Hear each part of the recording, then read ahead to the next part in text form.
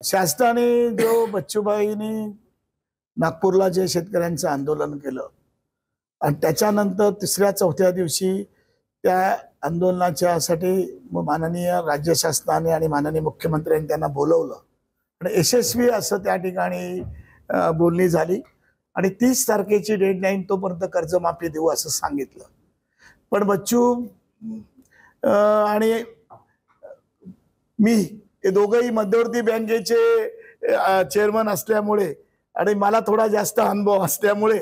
त्यांनी आग्रह केला ही मीटिंग तुमच्या बँकेमध्ये घ्या। धोरण मी त्यांना जरूर त्यांचं अभिनंदन करतो, कारण कर्जमाफ्या झाल्या 78 सालापासून कर्जमाफी टप्प्याटप्प्याने होत गेल्या, पण त्याच्या आधी मध्यवर्ती बँकांचं असलेली अडचण आणि त्याच्यामध्ये त्याच्यानंतर माफीनंतर असणाऱ्या समस्या याचा अभ्यास कोणी केला नाही आणि ते अपुरी आकडेवारी बघितलं, काही माफी अजून आलेली नाहीये आणि म्हणून या ठिकाणी एक चांगली चर्चा झाली। आपण पण सगळे मुद्दाम तुम्हाला ही चर्चा ऐकण्यासाठी आम्ही तुम्हाला इथे बोललो, पण याच्यामुळे एक वेगळं एक धोरण ठरलं जाईल की कोणाला द्यायचे कोणाला नाही किंवा कसे द्यायचे। पण आजच्या या कर्जमाफीमुळे, कारण कर्जमाफी होते वेगळ्या झाली, पण यावेळेला संपूर्ण महाराष्ट्रात 95% दुष्काळ पडलाय, ओला दुष्काळ पडलेला आहे आणि त्याच्यामुळे ही वेगळी परिस्थिती आहे। त्या ओल्या दुष्काळामुळे कोकणामध्ये आमचं पीक चांगलं आलं होतं, परंतु तिथे पण मोठ्या प्रमाणात शेवटच्या टप्प्यात पाऊस पडलेला आहे आणि म्हणून या ठिकाणी एक वेगळी बैठक झाली। या बैठकीमध्ये आज एक धोरण ठरवलं गेलं आणि पुढल्या एक नजीकच्या आठवड्यात, येणाऱ्या आठवड्यात पुणे मध्यवर्ती बँकेमध्ये सगळ्या मध्यवर्ती बँकेचे एमडी त्या ठिकाणी एकत्र येतील, ते धोरण ठरवतील। काही चेअरमन पण जे आहेत ज्यांना याच्यामध्ये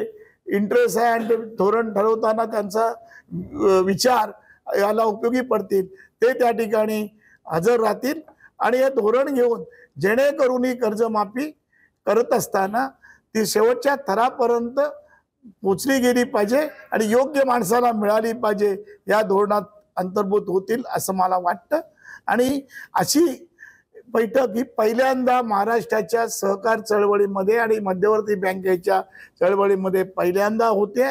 मी बच्चू कडूंचं या ठिकाणी अभिनंदन करतो आणि त्यांना धन्यवाद पण देतो की या पद्धतीची व्यापक मागावून कर्जमाफी झाल्याने दोष दाखवण्यापेक्षा ते दोष होऊ नये म्हणून जी भूमिका आम्ही आज ठराविक चेअरमन जमले असताना केलेली आहे, त्याच्यामध्ये राज्य शासनाला पण त्याच्यामध्ये पूरक असं धोरण तयार होईल की जेणेकरून टीका होणार आणि लवकर होईल असं मला वाटतं आणि कर्जमाफी लवकरात लवकर ती शेतकऱ्यांपर्यंत पोहोचेल याच्या पक्षाची चर्चा झालेली आहे।